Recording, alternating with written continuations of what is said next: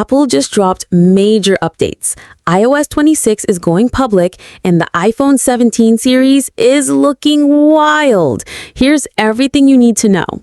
First up, iOS 26 is rolling out this week in public beta, and it's not just a refresh, it's a full design evolution.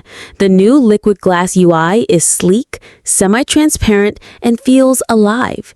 Widgets, notifications, even your lock screen now move with depth and light.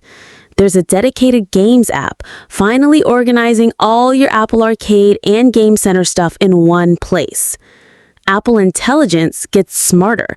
Think real-time call summaries, AI text rewrites, personalized app actions, and zero data leaving your iPhone.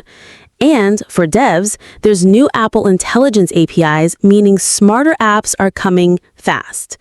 It's still beta though, so back up before you install. Now let's talk hardware. The iPhone 17 lineup is coming early September, and Apple is shaking things up.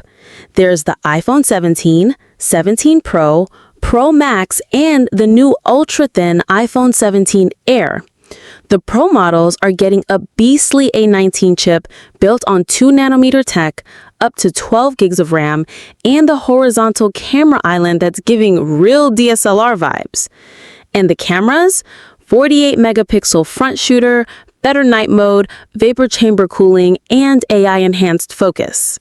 The 17 Air is crazy thin, just 5.5 millimeters with a 6.6-inch OLED screen. But heads up, the battery is smaller, around 2800 milliamp hour.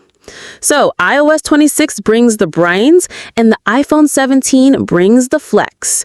Are you upgrading this year or waiting for the foldable iPhone in 2026? Drop a comment, hit like if you're hyped, and subscribe for more no-fluff Apple updates.